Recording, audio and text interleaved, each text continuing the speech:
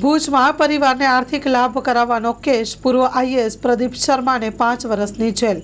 ભુજમાં સરકારી જમીન એક ખાનગી કંપનીને આપી પોતે અને પોતાના પરિવારને આર્થિક લાભ કરાવવા મામલે અમદાવાદ ગ્રામ્ય કોર્ટના પ્રિન્સિપલ એન્ડ ડિસ્ટ્રિક્ટ સેશન જજ કે.એમ. સોજિત્રાએ પૂર્વ આઈએએસ અધિકારી પ્રદીપ એન શર્માને દોષી ઠેરવી આકરી સજા ટકારી છે।